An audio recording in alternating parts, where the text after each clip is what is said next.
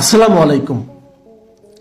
প্রিয় দর্শক, আমি যদি বলি যে আমরা এই অন্তর্বর্তী সরকার এর নামে একটা ম্যাজিশিয়ান সরকার পেয়েছি, নিশ্চয়ই আপনারা ঠিক একটু খুশি হবেন না, অথবা বুঝতে চাইবেন কেন এই কথা আমি বললাম।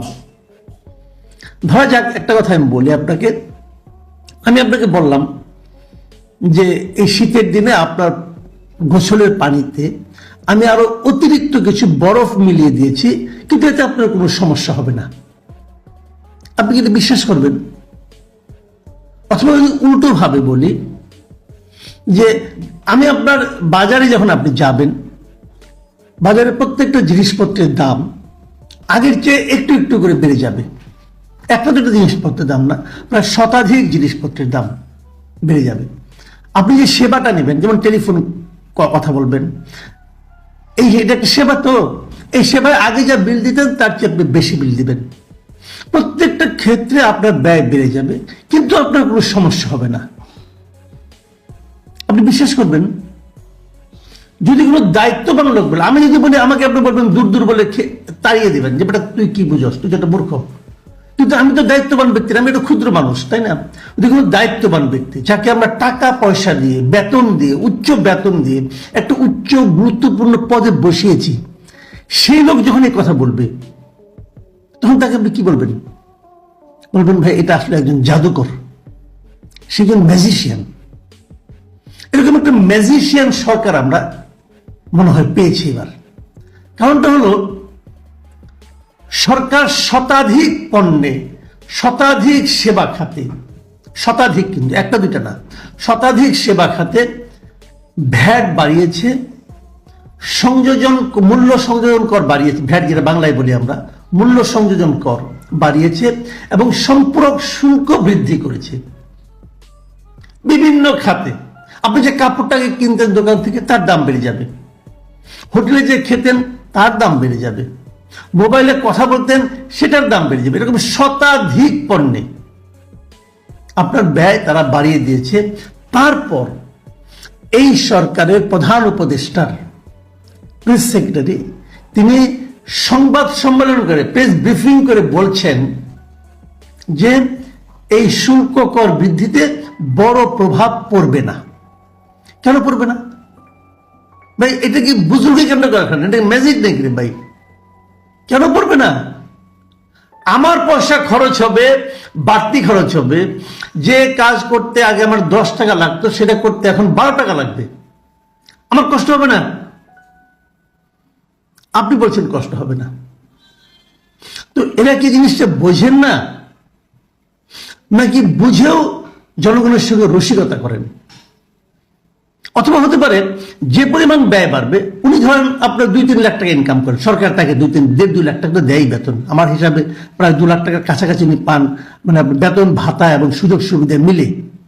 তো ওনার কাছে কিন্তু মানে আপনার 5,000 টাকা বাড়লে তেমন কোনো ক্ষতি নেই, উনি হয়তো টের পাবেন না। কিন্তু এই দেশের সবাইকে কি ওনার সমান বেতনধারী বলে মনে করেন? আপনি আপনার হাতের কাছে গুনে দেখেন তো, আপনার পরিচিত লোকের মধ্যে দেখেন তো, যারা বেসরকারি চাকরি করেন, তারা কত টাকা বেতন পান, ওদের সংসার চালাতে কত টাকা লাগে। সেখানে যদি বাড়তি আরো 6,000 10,000 টাকা যুক্ত হয়, তো উনি কি এটা পাবেন, চালাতে পারবেন? ওনার এই টাকাটা কোত্থেকে আসবে? ওনার অফিস ওনার বেতন বাড়াবে? সরকার তো ব্যবস্থা করে নিয়েছে। আগের সরকারগুলো প্রত্যেকটা দেশেই দেখা যায়, যখন একটা অগণতান্ত্রিক, যখন একটা স্বৈরাচারী সরকার থাকে, তখন তারা ক্ষমতায় টিকে থাকার জন্য তাদের যারা কর্মচারী, মানে সরকারি কর্মচারীদের নানা ধরনের সুযোগ সুবিধা দিয়ে থাকে। কেন দেয়? যেন তারা তাদের সরকারকে টিকিয়ে রাখে। এই সরকার তাই করেছে, কিন্তু মহার্ঘ ভাতা বাড়িয়ে দিয়েছে সরকারি কর্মচারীদের, যে তারা তাদেরকে টিকিয়ে রাখবে। এবং কেবল তাই না, তাদের অনুগত লোকদেরকে আনতে, যারা অবসরে গিয়েছিল, তাদের সমর্থন পাওয়ার জন্য তাদেরকে ভূতাপেক্ষা পদোন্নতি দিচ্ছে। তাদেরকে প্রতি মাসে এখন পেনশন বাবদ বাড়তি 13 কোটি টাকা সরকারকে খরচ করতে হবে প্রতি মাসে। এককালীন খরচ করতে হবে প্রায় 42 কোটি টাকার মতো।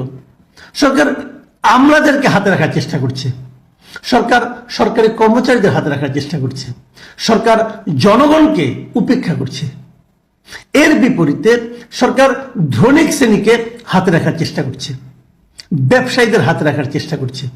এই সবগুলি বৈশিষ্ট্য মূলত একটা স্বৈরাচারী সরকারের বৈশিষ্ট্য, যেটা নাকি আগের হাসিনা সরকার যে বৈশিষ্ট্যটা তাদের মধ্যে ছিল সেটাই এই সরকারও অনুসরণ করছে।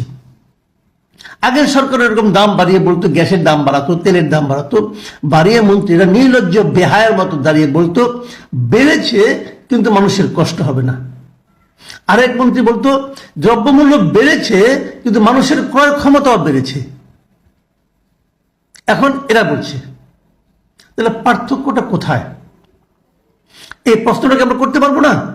আমরা সবাই জানি যে এই যে ভ্যাট ট্যাক্সটা বাড়ানো হয়েছে, অনেকেই বলছে এটা যেটা আইএমএফ এর চাপে বাড়ানো হয়েছে। আইএমএফ বলেছে রাজস্ব বাড়াতে, সে প্রসঙ্গে একটু পরে আমি আসছি। কিন্তু এই প্রশ্নটা যখন সেই প্রেস ব্রিফিং এ করা হয়েছিল তখন এই শফিকুল আলম মানে প্রেস সেক্রেটারি উনি একটা যুক্তি দিয়েছে, যুক্তিটা আপনাদের আমরা পড়ে শোনাই, শুনেন, দেখেন কি কিছু বোঝেন কিনা দেখেন। তিনি বলেছেন, আমাদের এখানে অর্থনীতিবিদরা আছেন, আমরা আইএমএফ এর কথাটাই বা কেন নেব? কারণ আইএমএফ এর কথা তারা কিন্তু নেয় নাই, তাদের অর্থনীতিবিদের কথা নিয়েছে। তারা কি বলছে? তারাও তো বোঝেন কি কাজটা করতে হবে। আমাদের সামষ্টিক অর্থনৈতিক স্থিতিশীলতা খুবই দরকার। সামষ্টিক অর্থনৈতিক স্থিতিশীলতা যদি না থাকে তাহলে আপনি নিজেই দেখবেন যে টাকার মান কমে যাচ্ছে।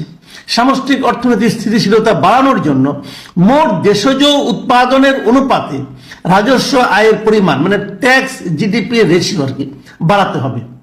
এটা এমন জায়গায় চলে গেছে, এটা টেকসই নয়। ভাই কি বুঝছেন? কিছু বুঝলেন?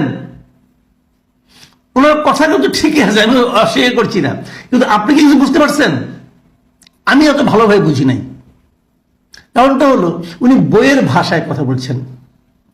যখন মানুষের যুক্তি কমে যায়, লজিক কমে যায়, যখন মানুষের লজিকগুলো বাস্তবতার সঙ্গে সংগতিপূর্ণ না হয়, তখন মানুষ এরকম বইয়ের ভাষায় মুখস্থ কথা বলে। ট্যাক্স এবং জিডিপির রেশিও বাড়াতে হবে, এটা আমরাও বুঝি, সবাই বুঝে, যে কোনো সুস্থ অর্থনীতির জন্য এটা বুঝে।